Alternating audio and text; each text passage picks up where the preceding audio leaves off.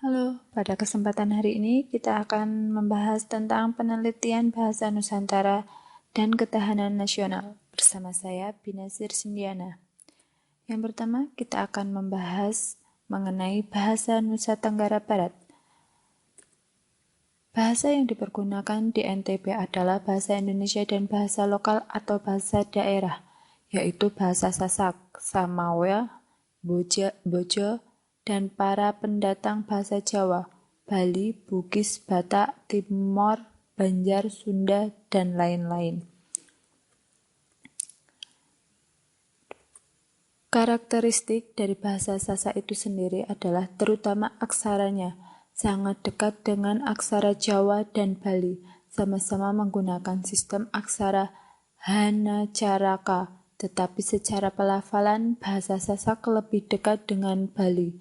Menurut etnolog yang mengumpulkan semua bahasa di dunia, bahasa Sasak merupakan keluarga dari Austronesia, Melayu Polinesia, campuran Sunda Sulawesi, dan Bali Sasak.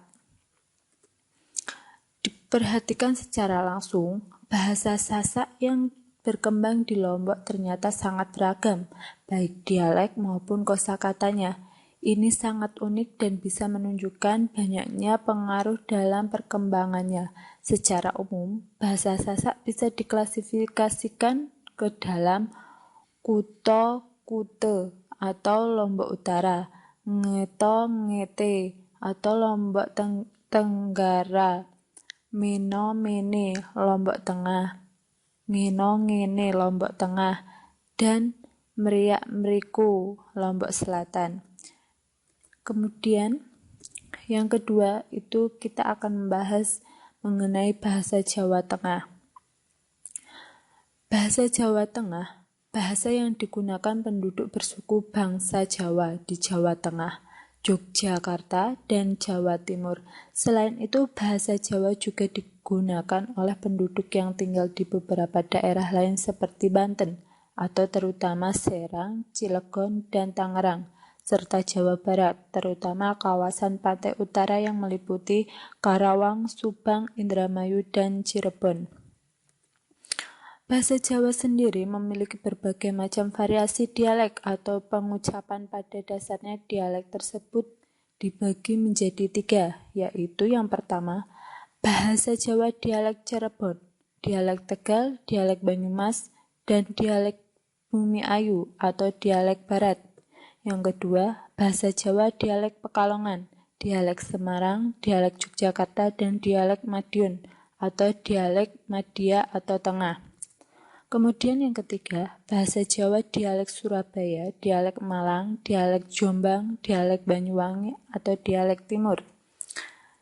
Dan selanjutnya karakteristiknya. Suku Jawa utamanya mereka lebih suka menyembunyikan perasaan, menampik tawaran dengan halus demi sebuah etika dan sopan santun sikap yang dijaga. Misalnya, saat bertemu dan disuguhi hidangan, karakter khas seseorang yang bersuku Jawa adalah menunggu dipersilahkan untuk mencicipi. Bahkan terkadang sikap sungkan mampu melawan kehendak atau keinginan hati. Suku Jawa memang sangat menjunjung tinggi etika, baik secara sikap maupun berbicara. Untuk berbicara, seseorang yang lebih muda hendaknya menggunakan bahasa Jawa halus yang terkesan lebih sopan. Berbeda dengan bahasa yang digunakan untuk rekan sebaya ataupun yang usianya di bawahnya. Demikian juga dengan sikap. Orang yang lebih muda hendaknya betul-betul mampu menjaga sikap etika yang baik terhadap orang yang usianya lebih tua dari dirinya. Dalam bahasa Jawa, ngajeni. Kemudian kita akan membahas mengenai bahasa Jawa Timur. Masyarakat Jawa Timur sama seperti masyarakat Jawa Tengah yang menggunakan bahasa Jawa, tetapi hanya berbeda dialeknya. Kebanyakan orang Jawa Timur menggunakan kata arek yang artinya orang. Kemudian bahasa Bali. Bahasa Bali adalah sebuah bahasa Austronesia dari cabang Sundik dan lebih spesifik dari anak cabang Bali Sasak. Bahasa ini terutama dipertuturkan di Pulau Bali, Pulau Lombok bagian barat, dan sedikit di ujung timur Pulau Jawa. Di Bali sendiri, bahasa Bali memiliki tingkatan penggunaannya. Misalnya, ada yang disebut Bali halus, Bali media, dan Bali kasar. Yang halus dipergunakan untuk bertutur formal, misalnya dalam pertemuan di tingkat desa adat, meminang wanita, atau antara orang berkasta rendah dengan berkasta lebih tinggi. Yang media dipergunakan di tingkat masyarakat menengah, misalnya pejabat dengan bawahannya, sedangkan yang kasar digunakan bertutur oleh orang kelas rendah, misalnya kaum sudra atau antara bangsawan dengan abdi dalamnya. Karakteristiknya, sebuah ciri khas dan menjadi keistimewaan bahasa Bali adalah bahwa fonem eksplosif tak bersuara T dilafalkan dengan T pada posisi akhir, namun pada posisi awal dan tengah dilafalkan sebagai T atau T retroflex. Vokal A pada posisi akhir terbuka dilafalkan sebagai T. Misalnya, kata Kuta, nama pantai termasyur di Bali, dilafalkan sebagai Kute. Kemudian kita akan membahas mengenai bahasa daerah istimewa Yogyakarta. Masyarakat DIY dalam kehidupan sehari-hari menggunakan bahasa Jawa Yogyakarta. Bahasa Jawa Yogyakarta adalah dialek yang diucapkan masyarakat Yogya. Masyarakat Yogyakarta biasanya menyingkat kata atau menambahi kalimat agar mantap dan enak didengar. Tingkatan bahasa. Bahasa Jogja juga punya 5 tingkatan bahasa, yaitu yang pertama bahasa sangat halus atau krama halus. Yang kedua bahasa halus menengah atau krama madya. Yang ketiga bahasa halus dasar atau krama lugu. Yang keempat bahasa biasa tinggi atau ngoko halus. Yang kelima bahasa biasa dasar atau ngoko lugu. Kemudian kita akan membahas mengenai bahasa Jawa Barat. Masyarakat Jawa Barat dalam kehidupan sehari-hari selalu menggunakan bahasa Sunda. Bahasa Sunda adalah sebuah bahasa dari cabang Melayu Polinesia, maksudnya dalam rumpun bahasa Austronesia. Bahasa Sunda dituturkan di hampir seluruh provinsi Jawa Barat dan Banten, serta wilayah barat Jawa Tengah mulai dari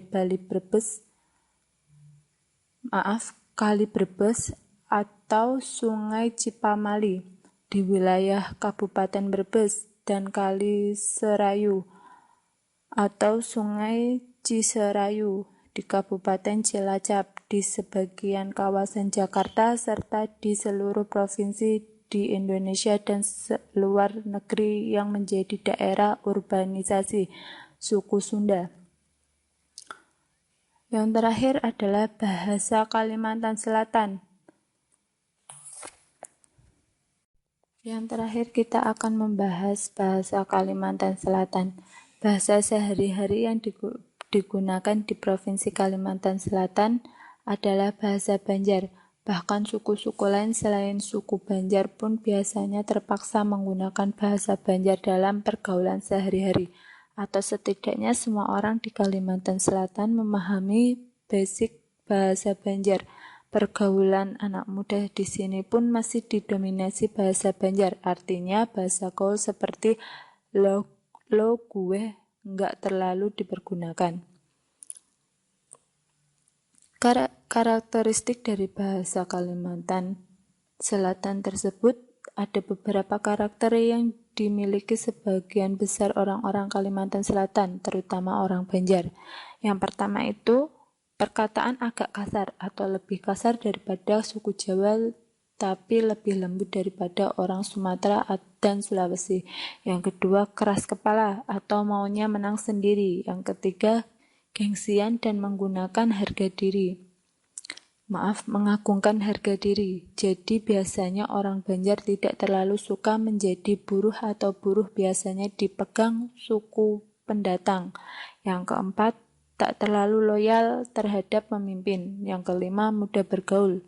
Dan yang keenam, kurang fleksibel terhadap sesuatu yang baru atau terbukti dengan jarangnya ditemukan bahasa-bahasa gaul yang dipergunakan oleh anak-anak Banjar. Pengaplikasian bahasa Nusantara dan ketahanan nasional. Adanya pembelajaran bahasa Indonesia di sekolah yang ada di daerah-daerah Nusantara yang dapat menguatkan ketahanan nasional dan menumbuhkan nasionalisme. Sebagai guru bahasa Indonesia, saya tidak akan menghapus bahasa daerah, karena dengan bahasa daerah kita dapat mengantarkan pembelajaran bahasa Indonesia ke pemahaman yang sudah dimiliki oleh masyarakat daerah tersebut dengan mudah. Terima kasih. Hari ini kita selesai membahas tentang